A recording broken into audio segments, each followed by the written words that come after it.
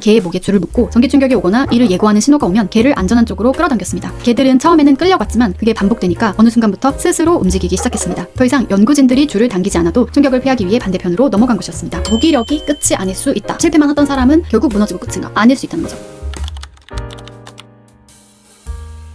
우리의 삶은 이 실험실보다 훨씬 복잡하잖아요. 우리가 점프 한 번 한다고 해서 문제가 쫙 해결되는 게 아닌 경우가 훨씬 많습니다.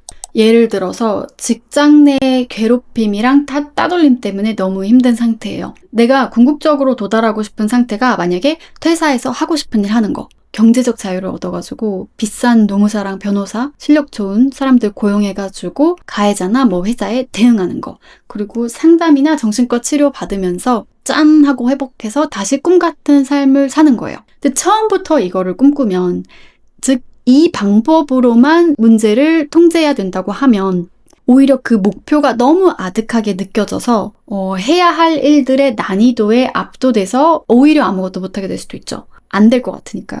일단 만성적인 무기력 상태에서는 과제를 자잘하게 쪼개는 게 중요할 것 같습니다. 내가 이 문제를 위해서 뭔가 조치를 시작했다라는 걸 맛보고 내가 하는 행동들이 작게나마 조금씩 그 결과에 어떤 영향을 미치고 있다. 이런 거를 맛봐야 돼요.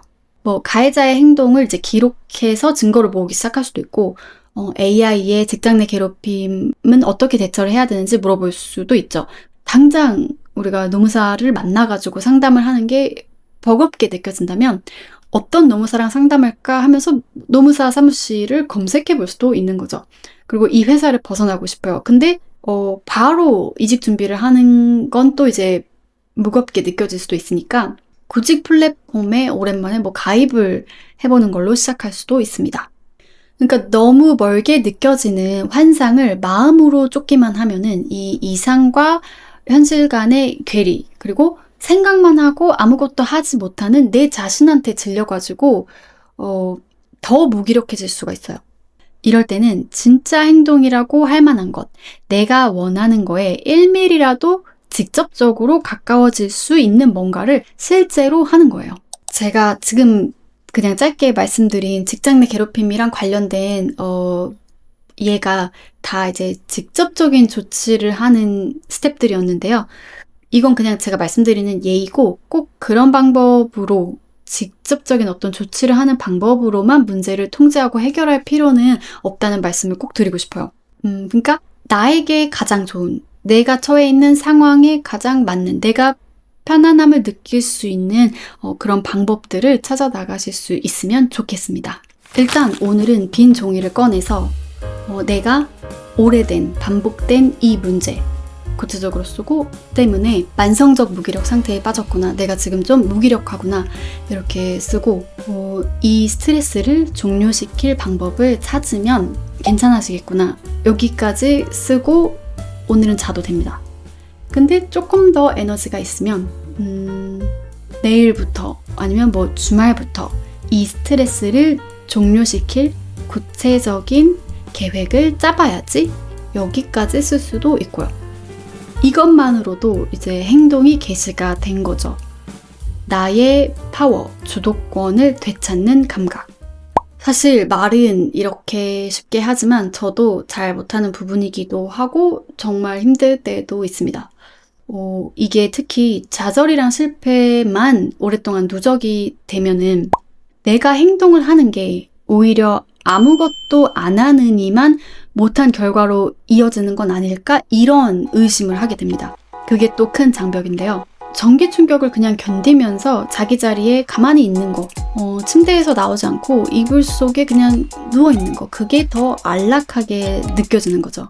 예를 들어서 회사가 지옥 같아가지고 퇴사를 하고 내가 하고 싶은 일에 도전을 했는데 결과적으로 시간이랑 돈이랑 에너지만 낭비하게 될 수도 있어요. 그 다음에 괴롭힘 문제를 해결하려고 회사에 문제제기도 하고 이제 본격적으로 대응을 시작을 했는데 오히려 상처만 받고 회사에서 더 고립될 수도 있어요. 문제는 잘 해결이 안 되고. 이렇게 부정적인 시나리오를 막 상상을 하게 됩니다.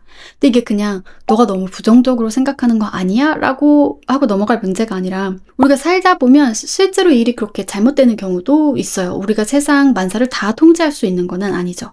저도 이 무기력 파헤치기 대본을 쓰는 중에 갑자기 어제 올린 영상의 조회수가 궁금해서 확인을 했어요. 근데 한 30회 정도 됐었던 것 같아요. 그걸 확인하자마자 또 이제 실망하고 바로 우울해지고 불안했었어요. 그 순간부터 대본이 진도가 안 나가더라고요. 무기력을 어떻게 하면 극복할 수 있을까라는 내용에 대해서 쓰고 있는데도 다시 무기력이죠.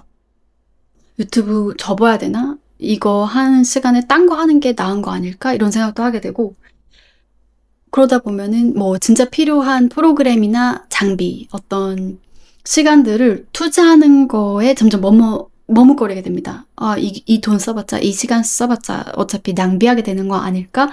이렇게 되죠. 그러니까 무기력을 딛고 우리가 뭔가 오랜만에 다시 움직이려고 할 때에는 처음부터 대단한 걸 하려고 하기보다는 작게 시작해도 되는 것 같아요.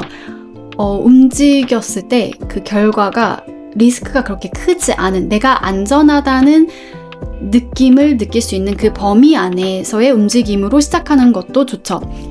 지렁이가 꿈틀 하는 것처럼 처음에는 그냥 그 꿈틀로 시작을 해도 좋은 것 같아요.